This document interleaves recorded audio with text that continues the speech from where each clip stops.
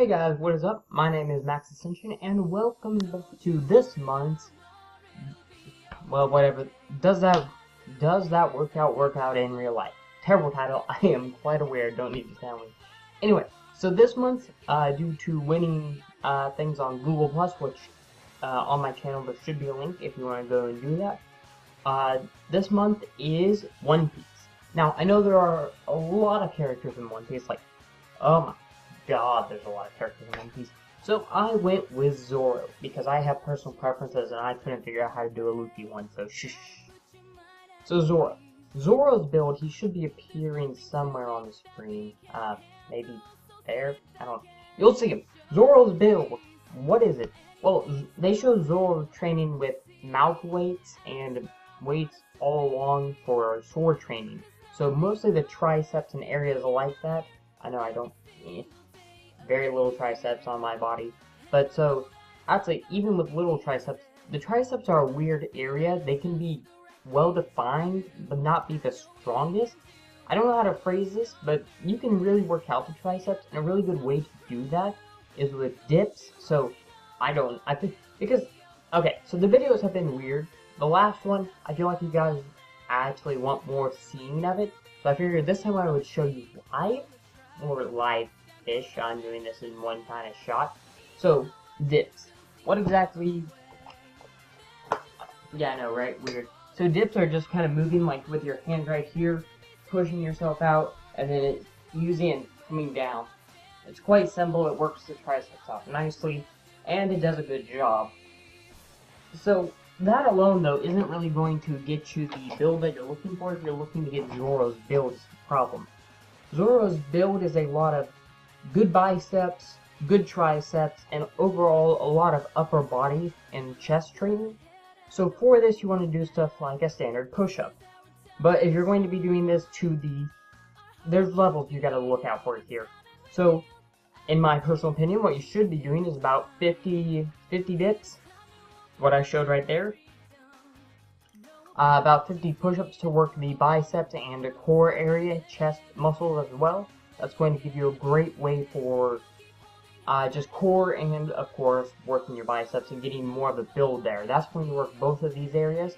Now, they do show a lot of mouth training, so I'm not very... I tried to look into the science a little bit in the anatomy for your jaw muscles, but there's not very many muscles there. It's ligaments connecting the jaw together, so I wouldn't recommend putting a weight in your mouth and trying to make it work, because you can seriously injure yourself and probably lose the ability to talk altogether if you screw that up. But if you want to, I'm not saying do it, you can take a 5 or 2 pound, in my opinion, weight and try doing that. That is a go with really small weights first. I'm not saying do it. I do not recommend you do it. Any injuries that is caused or permanent damage that is caused by trying this is not my responsibility and cannot be traced back to me. Don't do it, but if you do, go with light weights, move upwards. You understand?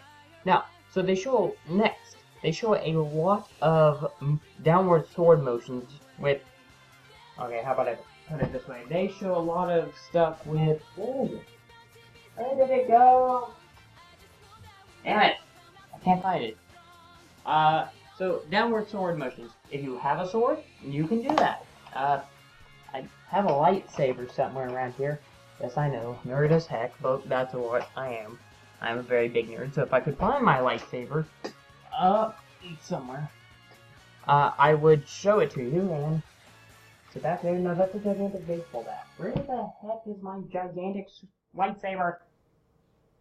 I just saw it. Oh, there it is. Okay, here it is. Okay, gigantic lightsaber. Got it at Comic-Con. I know, very big nerd. Lights up. It's actually quite cool. But anyway, so downward sword swings with this is the weird part, because this is a aluminum base, which more than a little bit of aluminum. I think it has a steel alloy in here, maybe. I'm not 100% sure. But it's got batteries in here and a couple of other electronical things. making the weight be way centered towards the bottom, which, as you know, most lightsabers are that way because they're supposed to be that way. So a sword, though, on the other hand, would more than likely be weighted evenly across here and then have somewhat of a base. So this works enough. So if you're going to do a actual sword swinging practice, I would recommend about 1,000 downward sword slashes. Now, that's probably a lot, and you can work your way up to that, but that's going to actually build up a lot of muscle. And yes, I know you probably get yourself laughed at every single day of your life for the rest of your life if you do that. So, choose wisely, I guess? I don't know. Anyway, so the next part that I am going to try to show you is that later on, they say Zoro in the series is a human being and he is throwing his sword slashes miles away. No, I don't care. I didn't even look into it. It is not possible to slash a sword and cut something 10 feet away. When your sword's 2 feet long. Okay, that'd be a really long sword. Anyway, no, you can't do that. I'm sorry. What the theory behind that is that he's slashing his sword so fast that it's causing the wind to go outward and cut. Because, okay, so first off, if we were to even get into the science behind that, the amount of force that would be needed to actually cause a wind explosion, I guess is what you could call it, an outward wind explosion, which would be pretty much, first off, faster than the speed of sound. Second off, or at least very close to the speed of sound. Second off, it wouldn't create just a slash in the air that moved forward. It would create a very big outward explosion. It would not work the way that they show it in the anime, which, please understand, everyone out there watching this, no anime you watch, unless it's like the most realistic anime that is meant to destroy your hopes and dreams, is ever going to be realistic. It's not going to work correctly. It doesn't happen. I'm sorry. We are not going to reach that point where you can slash a sword and send it flying. The most you could possibly do with enough training, and I mean enough, and like probably you're 28. 28 is the year you are about at your best physical peak that you could ever be at. And this would be like the best human ever constructed, ever. To create enough force to create a tiny one. Doesn't exist. So, but like I said, here's my workout regimen for Zoro's training to get his body type. First thing you're going to do, dips. 50 dips a day. Just do this all in one workout. 50 dips. Simple enough. Can be done pretty easily. Next, if you're going to do the sword swinging, do it, and it would still give you the same build. It would give you the build you're looking for. Do 1,000 of them, and it's going to burn like hell. Next, you're going to want to do push-ups. You're going to want to do about 50 to 100 push-ups. Now that, I told you already, it works your core, works your biceps. Pretty good, actually. So next, running. You will never get away from running. At least, if you're watching my videos, I am a key emphasizer on running. Now, for Zoro's workout, though, you don't need very much, maybe a mile. Run it fast. Don't, like, sprint the mile. You need to keep it on recovery pace, which is maybe 7 minutes, 7:45, or around that. It would be perfectly fine, and you would get the cardio that you're needing, because you can't. Here's the problem. You cannot work one muscle group and then not the other. You have to keep everything together and make sure that everything is even along your muscles. That's a good way to phrase it. I want to say it this way. I knew a guy that he was super hard on training his biceps, and then one day he went and threw a bowling ball and completely disconnected his tricep. So congratulations, the amount of surgery that took to fix, and all because he was not working his tricep. So work everything. When I say work everything, the results are disastrous on your body. It can permanently scar and damage tissue. So now, another point, as I explained this to someone that I was talking to recently, why is it that you cannot do the same workout day after day after day? Physical trainers and people that know stuff are going to tell you not to, but they don't really explain why. The reason why is because it's called deep tissue scarring. That is the official, well, at least that's what I'm going to tell you, is at least how I know what it's called by. And deep tissue scarring is when you tear a muscle, then you don't get enough time and you tear it again, and you continue that pattern for months at a time.